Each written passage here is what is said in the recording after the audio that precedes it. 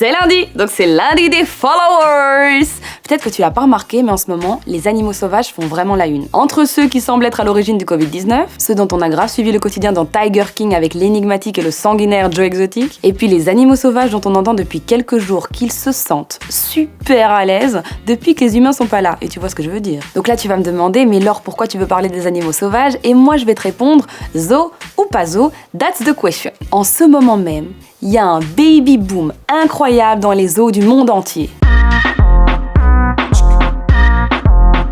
Bah oui, comme les humains ne viennent plus scruter toute la journée, les animaux se sentent hyper à l'aise et changent de comportement. Ils ont rallumé la flamme, si tu vois ce que je veux dire. Juste pour exemple, au zoo de Qalqilia en Cisjordanie, les soigneurs ont vu naître 15 petits. C'est 3 fois plus qu'en temps normal. Des babouins, des paons, des autruches, il y a plein d'espèces qui sont concernées. Une autruche a même pu construire un nid parce qu'il n'y avait pas de gens autour d'elle. Elle a même incubé 11 œufs, un événement qui n'aurait jamais pu avoir lieu si on n'était pas en confinement. Et puis il y a d'autres zoos dans d'autres pays où les animaux ont des comportements un peu exceptionnels. À l'Ocean Park de Hong Kong, 2 pandas qui sont enfermés ensemble depuis 10 ans se sont accouplés pour la première fois. Ça fait des années que les soigneurs essayaient de déclencher une gestation par méthode artificielle, mais c'est le confinement qui a permis aux tourtereaux d'avoir la tranquillité nécessaire pour s'accoupler.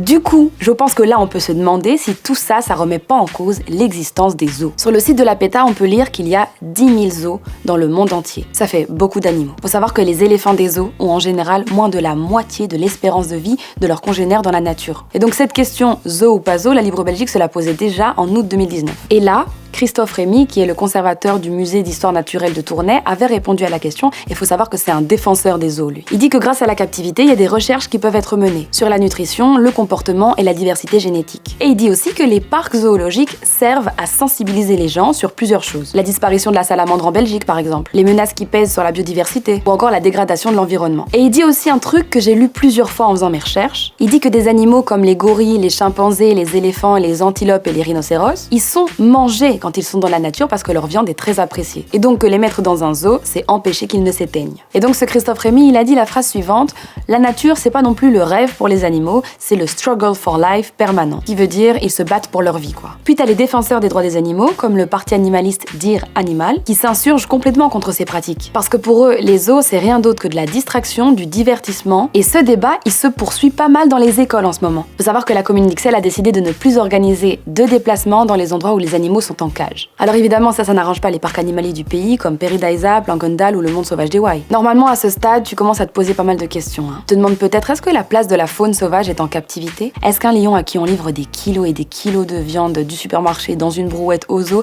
c'est le même lion que celui qui est à l'affût de sa proie dans la savane africaine? Est-ce que finalement, les animaux dans le zoo, c'est plutôt des ambassadeurs ou des otages? Est-ce que le zoo, il a un rôle éducatif fondamental? Si on décide de fermer tous les zoos, qu'est-ce qu'on va en faire de tous ces animaux en captivité? On va tous les relâcher dans la nature? Moi, j'ai pas les réponses à toutes ces questions, mais force est de constater quand même que quand l'humain n'est pas dans les parages, l'animal il se porte bien quand même. Bref, l'être humain c'est le premier à chasser, manger, mettre en cage, alors mine de rien, si on leur posait la question à ces animaux, ils nous diraient que le problème c'est nous. Bon, on les ferme ou pas ces zoos? Dis-le moi en commentaire, je te fais des gros bisous, et à demain, ou pas. Alors, si tu kiffes Tarmac, n'hésite pas à t'abonner pour voir tous nos autres contenus. Et puis active la petite cloche pour voir toutes nos prochaines vidéos en avant-première. Et si ton petit truc à toi c'est les easy, je t'ai fait une petite playlist.